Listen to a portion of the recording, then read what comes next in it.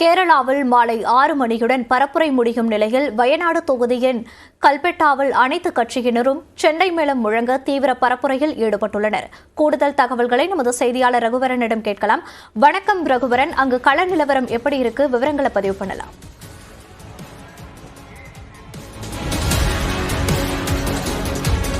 இப்போது நாம் தற்போது கேரளாவில் இருக்கக்கூடிய வயநாடு மக்களவை தொகுதியில் தான் இருக்கிறோம்.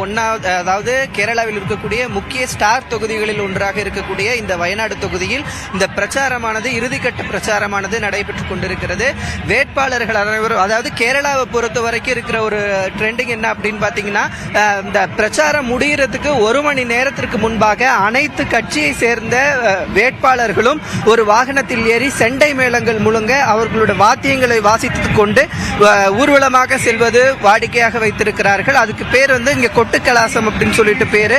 அந்த நிகழ்வானது தற்போது நடந்துட்டு இருக்கு. நீங்க பார்க்கலாம், நமக்கு 300 மீட்டர் மின்பக்கம் பாத்தீங்கன்னா கம்யூனிஸ்ட் பார்ட்டியை சேர்ந்தவங்க பிரச்சாரத்தில் ஈடுபட்டு இருக்கக்கூடிய நிலையில இந்த பக்கம் பாஜகவினர் பேரணியாக வந்து கொண்டிருப்பதை பார்க்க முடிகிறது.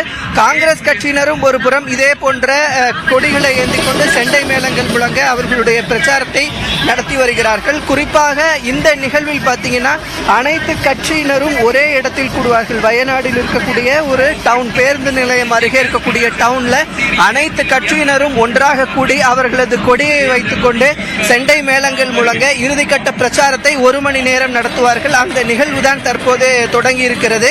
இதற்கு முன்பாக கம்யூனிஸ்ட் கட்சியின் சார்பாக போட்டியிடக்கூடிய ஆனி ராஜா அவர்கள் அந்த கொட்டுக்கலாசம் நிகழ்ச்சியில் பங்கேற்றிருக்கிறார். அதே போன்ற பாஜகவின் சார்பாக போட்டியிடக்கூடிய மாநில தலைவர் சுரேந்தர் அவர்களும் அந்த நிகழ்வில் தற்போது பங்கேற்கிறார்.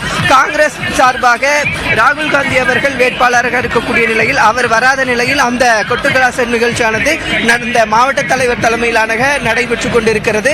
முக்கிய 3 கட்சிகளை சேர்ந்த நிர்வாகிகளும் ஒரே இடத்தில் கூடியிருப்பதன் காரணமாக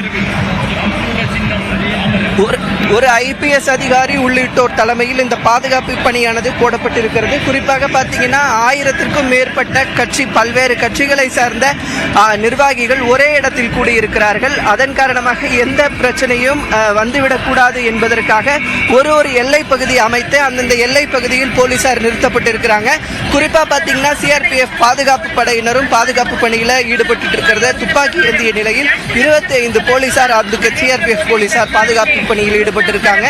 இந்த கொட்டுக்கலாசம் நிகழ்ச்சி இந்த கேரளாவினுடைய ஒரு ட்ரெடிஷனா பார்க்கப்படுது. தேர்தல் நேரத்தில் தேர்தல் பரப்புரை முடியும் காலத்தில் இது போன்ற அனைத்து கட்சியும் ஒரே இடத்தில் கூடி மேளதாளங்கள் வாசிப்பது, எதிரெதிரே நின்று மேளதாளங்கள் வாசிப்பது ஒரு நிகழ்வாகவே இங்கே கொண்டாடப்படுகிறது.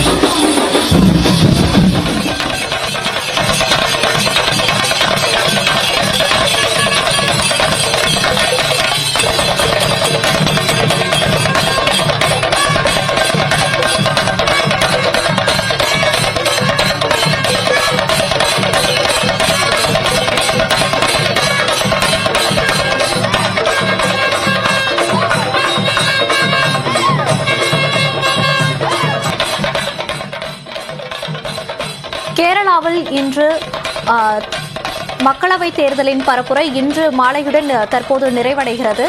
அதன் நேரலை காட்சிகளை களத்திலிருந்து நமது செய்தியாளர் ரகுவரன் வழங்க கேட்டோம். தகவல்களுக்கு நன்றி ரகுவரன்.